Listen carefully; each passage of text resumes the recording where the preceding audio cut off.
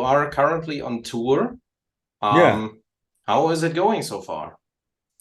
Well, as you know, touring is hard, but it's lots of fun. So if you combine those things, maybe you can get the feeling that we are experiencing right now. So a little bit tired, but always the show kicks you up and then we die every day and wake up every day. Kind of a Jesus kind of thing. You don't know if you are dead or alive. I don't know Jesus, so that was just a quote. Yeah. Your name is Turmion Kätilöt, if I'm pronouncing it right. Right, yes. I translated it to English and I came up with the Midwives of Perdition. Yeah, and that is... Why exactly did you choose this band name? As you can see, it has lots of umlauts, the points in the... Yeah. Which are used lots of in Finnish language. So we wanted to raise it up with the name, those things, because we are Finnish. And there is lots of R letters, Turmion and R. That is how you pronounce it in Finland. So it sounded so good and not so serious at that time, because I needed to have a filter when I was thinking about the name. I was thinking, when somebody laughs, the name can be funny or dead serious. So it's like, that's why. Okay. So you've got this professional names like MC Raaka Pee. Yeah, that's me. How did this names, where did this idea come from? Well, I think the main reason was we were young, and I think we were a little bit shy also, and a little bit drunk maybe also. And we thought it would be funny to get nicknames that the Finnish media, it looks really funny if they have to use those names. Yeah. Because we don't want to use our own name, so they have to basically tell in the Finnish media to people that bass player is masturbator and stuff like that. Yeah. So it was all about fun and fooling around. But everybody knows our names and who we are nowadays in Finland. So everything started from Finland. So that was... We didn't try to be in any way disguise with the like ghost thing, with the ghost guys. You don't know who those are, and they have that kind of thing. And they have made it a thing. It first wasn't anything, but now it's one thing in ghost band. We didn't have that kind of approaching. We had I was depressed and I cut my hand like this with a knife. And it went almost loose because bad relationship and depression. So then I thought, if we are going to release this, I'm going to be MC Raaka Pee, which means raw pea. Okay. Like a ultimate asshole. You are going to release your new album on 13th of January 2023. That's why we're here. I had a chance to listen to it. A great album, by the way. Thank you. Are you already playing songs from the new album live? Yeah, we are just adding singles to the set list when we go further and further. Today's single is not going to be played in this tour, but the two earlier singles are definitely in the set list, because that's why we are here. Yeah. To promote this thing. Well, not the music, but the idea, because it's all about love. Yeah, that's right. That's right. When we yell it the way we yell it, maybe people can hear it better and put those guns down. Mm-hmm. Well, I know for sure this will mean something. It will spread and spread and spread and spread, but we see it just maybe after 2 years what this meant. Yeah. For our music. That's right. So this will be your 10th studio album already. Are you excited? Well, actually, I didn't know it was 10th. I just find out when we were figuring out the name. Our bass player said, by the way, this is 10th album. Oh, yeah, goddamn right. So, and also next year will be our 20th year as a band. Yeah, that's right. 2003. So I haven't been counting the years, and because music for me has been always like everyday stuff. I do everyday music when not touring, of course not now because I don't have any power in my laptop. I got no power bank with me, Yeah. so I cannot do music now. It would be really easy to just make songs when not playing. The travel days are quite dull, so it's hard to get some things to do. But did I answer your question? What was the question, first of all? Are you excited about the 10th studio album? Yeah.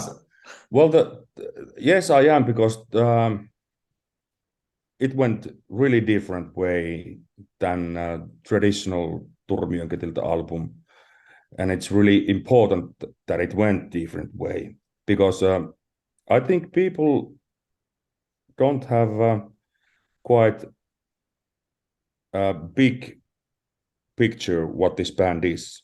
Many people have just a sneak peek through the singles and music videos like that, but the albums have like really big variety of songs and styles and stuff like that, because our only rule in making music is no rules. There is no rules. There is no censorship or stuff like that. If it's coming into your mind and into the lyrics or into the music, it's not our power to decide what goes into people's ears or not, because it would be bullshit. It's not music anymore. Yeah. You are not composer if you censor yourself. So we already talked about your new music video. Yeah. I don't exactly know how to pronounce this song. Kuljettavia vammoja. Is it that one? Or Kuljettavia vammoja. Okay. Yeah, that's the race single. That's the racing. Yeah. Yeah. What is the exact story behind this music video?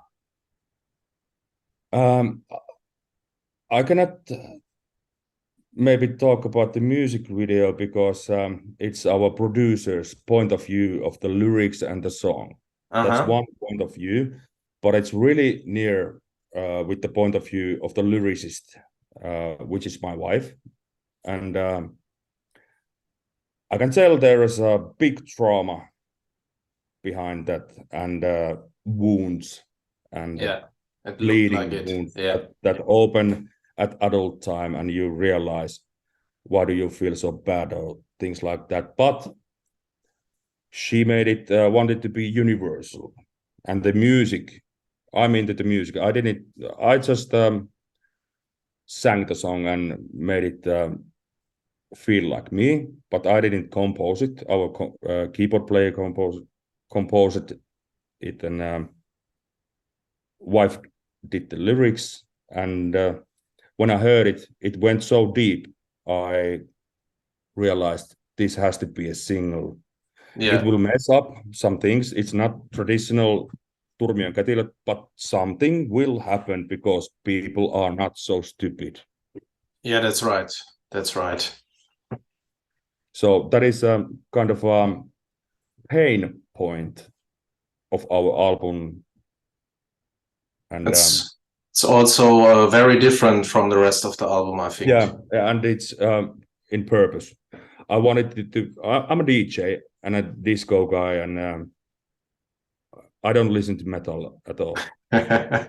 If our music is metal, it's only metal that I listen. Of course, I listen to everything that I heard from radio or stuff like that, but I don't listen to records or put LP on and concentrate to the music. I was DJ so long time that I want my home to be quiet. Yeah. I have a studio that I can be DJs. Yeah. So I'm a techno guy. I'm not into the metal so much. I wanted it to be like Alexia, summer is crazy, you know, disco songs, summer songs. Yeah. But I wanted to make it twisted like a Prodigy style and many things in together, and then the black metal style singing to the front.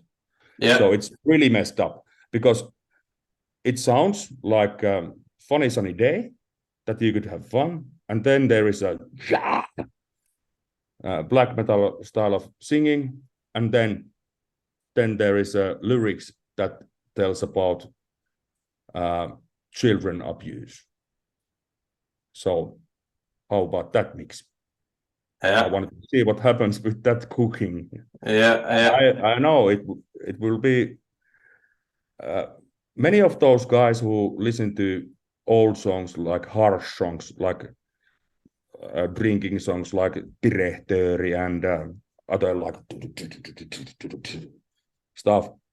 They will do it like this. No. It doesn't work. But most of them are in my age and they are parents. And when they see the film, they know what the fuck I'm talking about. Yeah. Because it's all about, please fucking take care of each other. That's the point. And that is the whole focus of our performance now here also. At Frankfurt. I try to tell people, you have the force to make things right. People have had music in every day. It's automatic for people. If everything goes mute, it will destroy, like in 5 minutes, many places when the music stops from everywhere at the same time. It's apocalypse. So let's keep it up and jump up people. Cheer up those guys that they will have the courage to tell about those opinions, that what is wrong. Because if people don't speak, no one will. Then leaders will speak. And leaders, we need leaders. But when they get too high, they really get high then. So yeah, that's right. Rules with them. The rules get wrong. Yeah. So that is our point in this next album and with this tour. And the next tour, we want to see your smiling faces, and I know every smile is better than crying baby in the war. That's right, yeah. So you are playing your biggest show one day after the album release at Helsinki Ice Hall. Yeah, that is really important to us. How much work has this been so far to organize this? Not for you, but for your managers. We are the managers. We do everything by ourselves. I am the label manager, and our bass player is handling as a label manager for abroad countries. I'm label manager for Finnish sales. our keyboard player is a main producer. He masters and mixes all the albums and records all the albums. He has own studio. We all have our own home studios, of course, that we send files. Future is here, but we don't need to see each other. We see here. Yeah. But so this whole organization is our own built system, and well, Nuclear Blast, of course, it's really big, like Label. They have the channels. So we figured out that we don't know the markets or the business over here. If we going to get some kind of a worker to do the stuff for us, he's going to ask more money, and then I'm going to ask, where is the money going? Because I'm suspicious, and I don't want to be suspicious. So we got like lucky to get license deal from Nuclear Blast. So they are using their money to promote this. So I know it will be the best that could be. So, yeah. But still, we have they have the rights to sell the stuff, and of course they are doing really good job, and we have seen it in Spotify numbers. It's like from this store and those single releases, the listeners are plus 10%, like in 3 weeks. So that is really big raise in our listener amount. Sounds pretty good. How big is the Helsinki Ice Hall? How many places are there for people? 3,000 people. It's but they don't have any those seating places. Only the ground. Because it's a disco. You don't fucking sit in our yeah, that's right. You have to dance, and you have to be at the dance floor. So the dance floor fits 3,000 people, and we are renting that. And well, tickets are selling really fast, and there will be one hell of a disco. You haven't seen those ones in Blade movies or something like with the blood sprinklers. It will have sex. It will have sin. It will have love and lasers and beams and stuff like that. Are you planning on doing a live stream of it, or? Yes, we planned, but it's I don't know if it's going to happen, because we are really running out of time with that organization, because we have to do it from the tour now. Yeah. And we are not in Finland. Yeah. And as you know, everything changes after COVID and pandemics. So you know the gas price. How about that? The petrol and diesel. So everything, because of that, everything costs more. Like more, 20% more. Yeah. Maybe I cost also 20% more. Yeah.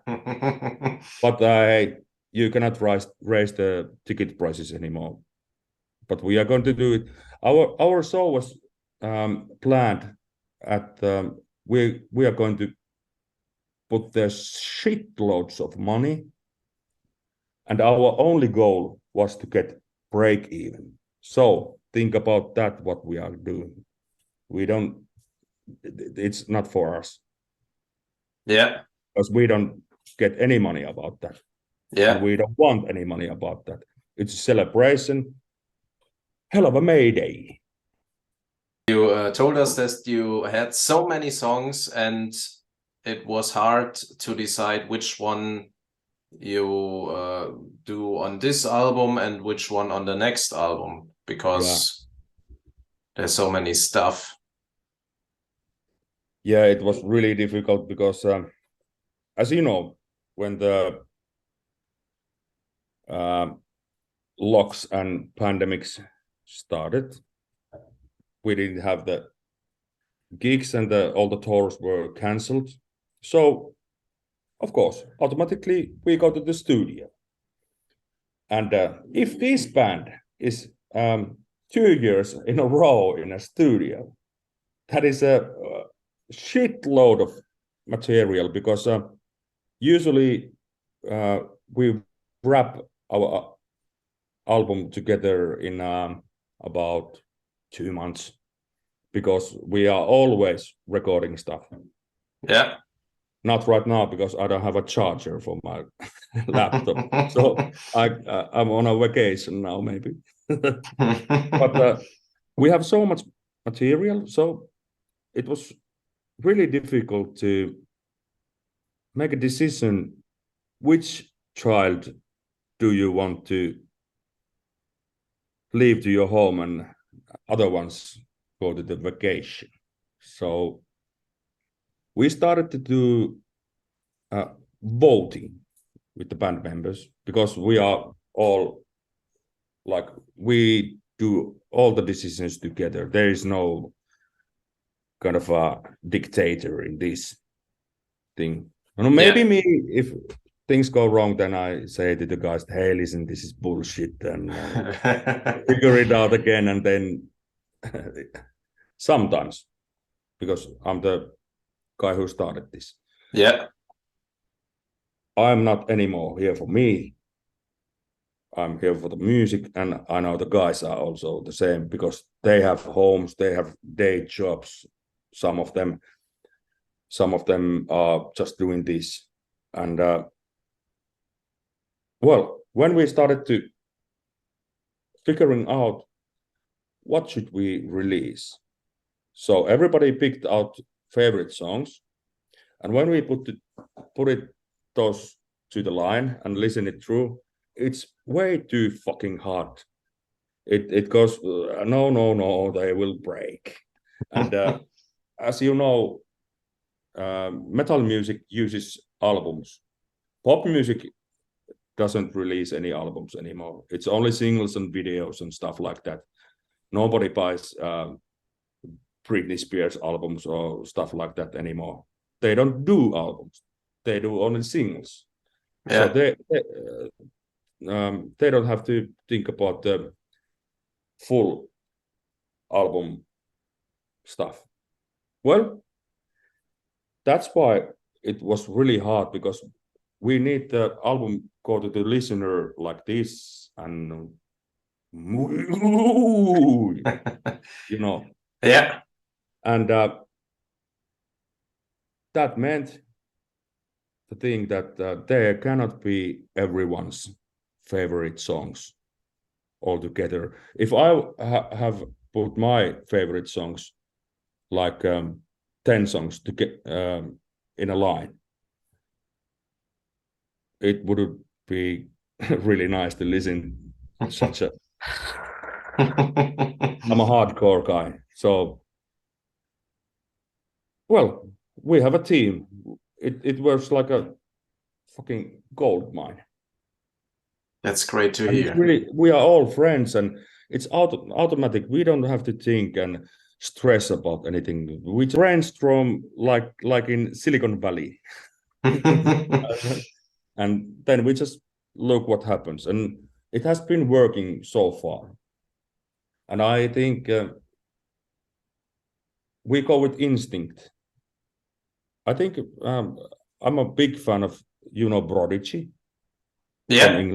Yeah, I'm a big fan, and as a DJ, I've been playing I play always Voodoo People, and that's the same kind of mentality. Maybe there was only one composer, but in this band we have like 3 composers that we can use. Yeah, and 3 different styles. If I feel I'm not doing music, we can make Janne's music, which is our keyboard player, or Bobby's music, which is our guitar player. So we get time and air to breathe, and then we go back and forth and that kind of group sex. Yeah. How would you describe your Finnish songs to English people?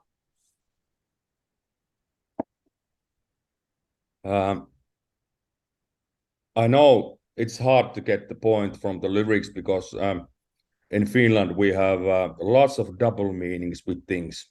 As if you say shit, if you express it in a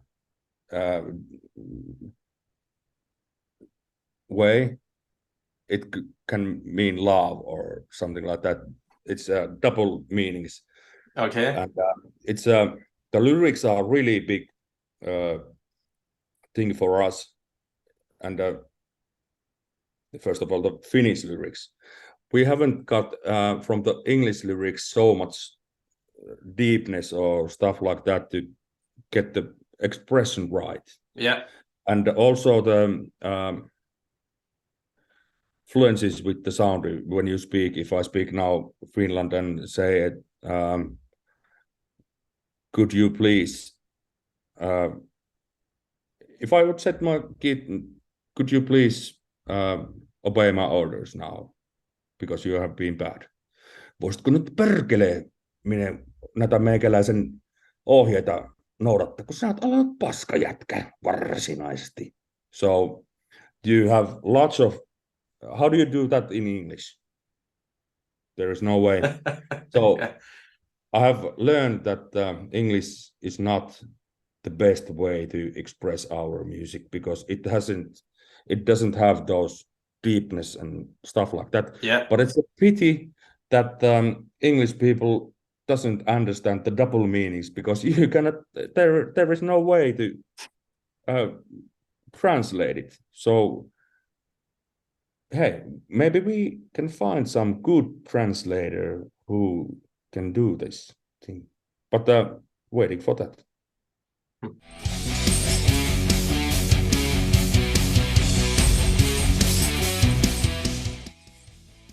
Thanks for listening. Make sure you keep up to date with future episodes by subscribing to our channels. For more information on this podcast, or for all the latest music news, reviews, interviews and more, head over to our website www.therazorsedge.rocks.